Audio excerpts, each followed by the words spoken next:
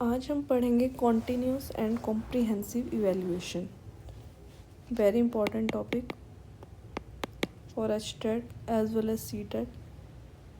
सतत एवं व्यापक मूल्यांकन। सतत एवं व्यापक मूल्यांकन सबसे पहले ये एडवाइस किया गया था NEP 1986 की जो पॉलिसी थी। नेक्स्ट फिर NCF ने नेशनल करिकुलम फ्रेमवर्क, फिर देन RTE में राइट टू एजुकेशन का जो एक्ट है 2009 ने इसको अनिवार्य तो इन्होंने ही किया था। RTE मैंडेटरी कर दिया था, अनिवार्य। सबसे पहले CCE है क्या? Continuous and comprehensive evaluation. Continuous में जैसे नाम ही से ही पता लग रहा है, कॉन्टिन्यूस मीन्स लगातार। बच्चे का जो असेसमेंट है, आकलन है, वो लगातार होगा। असेसमेंट जो है बच्चे का रेगुलर इंटरवल्स पे होता रहेगा। Assessment as learning, assessment as learning सीखने के रूप में, सीखने के रूप में इसमें पीयर लर्निंग, बच्चे ग्रुप्स में आपस में जो सीखते हैं, एक दूसरे से शेयरिंग करते हैं, डिस्कशन करते हैं, वो किस में आता है? असेसमेंट एज लर्निंग में। इसमें मतलब बच्चे खुद को, अपने आप को इवेल्युएट करते हैं, वो अपने आप को मूल्यांकन करते हैं आपस में ही ग्रुप्स में शेयर करके। ग्रुप्स बना दिए जाते हैं बच्चों, और फिर वो अपने अपने डिस्कस करके अपने अपने प्रॉब्लम्स बताते हैं, अपने अपने सॉल्यूशंस बताते हैं। इस तरह से क्या है ये? Assessment as learning. सेकंड है असेसमेंट फॉर लर्निंग, सीखने के लिए।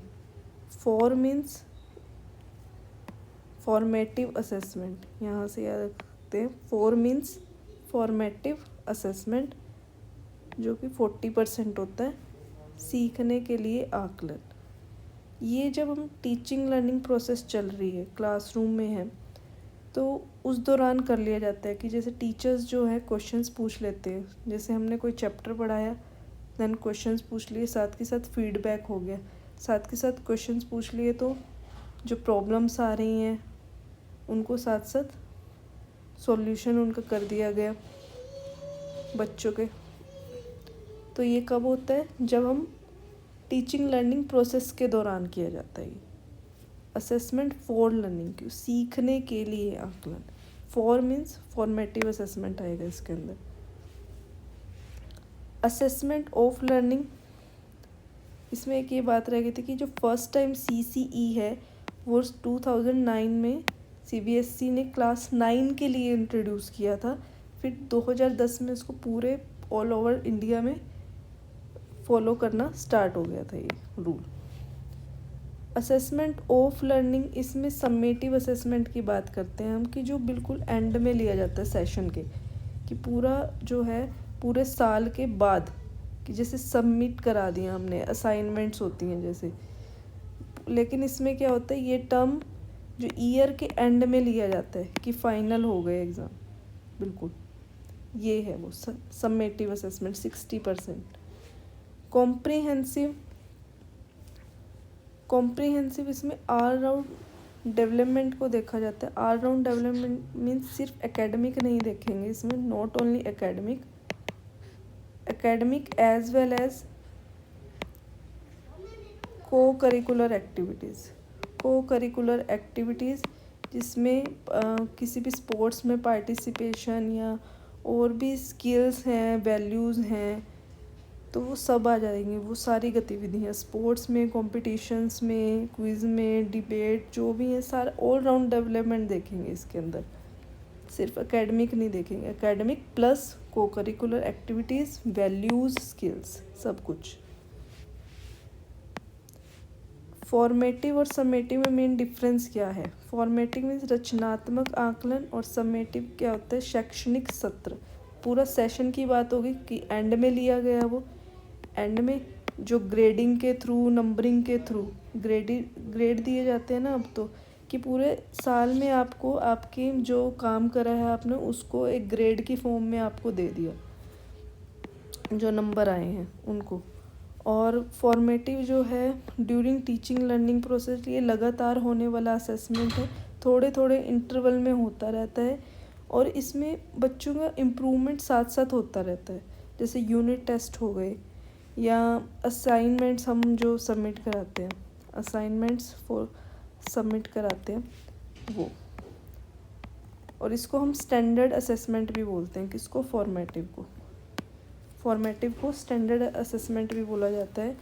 इसमें बच्चों में सुधार होता रहता है क्योंकि साथ साथ पता लगता रहता है, तो सुधार होता रहता है, इसमें इम्प्रूवमेंट होता रहता है। CCE में 2 चीज़ें और हैं, डायग्नोस्टिक टीचिंग और रेमीडियल टीचिंग, निदानात्मक और उपचारात्मक। डायग्नोस्टिक, जब हम डायग्नोज करेंगे, हम रीज़न का पता लगाएंगे, रीज़न का प्रॉब्लम के जो प्रॉब्लम है उसका रीज़न क्या है वो पता करना, वो क्या है? डायग्नोज करना। जैसे डॉक्टर डायग्नोज करते हैं सिम्टम्स का पता करके, फिर उसको ठीक करने के लिए क्या क्या रेमेडीज़ दी जाती है, क्या क्या उपचार बताए जाते हैं, कमियों को दूर किया जाता है, इसमें बच्चों की कमियों को दूर किया जाता है और उसमें सुधार किया जाता है।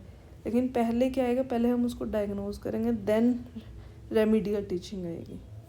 तो सबसे इम्पॉर्टेंट है ये CCE में भी। और इस फॉर्मेटिव और सबमेटिव में से फॉर्मेटिव वाला ज़्यादा बेस्ट क्यों है इनमें? क्योंकि वो साथ साथ सुधार करता है, साथ साथ फीडबैक लेते जा रहे हैं तो साथ साथ सुधार होता जा रहा है। इसमें इतना ही है। मेन डायग्नोस्टिक और रेमीडियल टीचिंग में से क्वेश्चन आ जाता है। पहले डायग्नोज करते हैं, पहले सिम्टम्स का जब पता लगेगा तभी तो उससे रिलेटेड मेडिसिन दी जाती है ना। तो वही चीज़ है कि जब प्रॉब्लम का रीज़न पता होगा तभी हम उससे रिलेटेड सॉल्यूशन ढूंढ पाएंगे, उसको ठीक कर पाएंगे। ओके, इसमें इतना ही था। Hope you like it. Like करें, सब्सक्राइब करें। थैंक्स।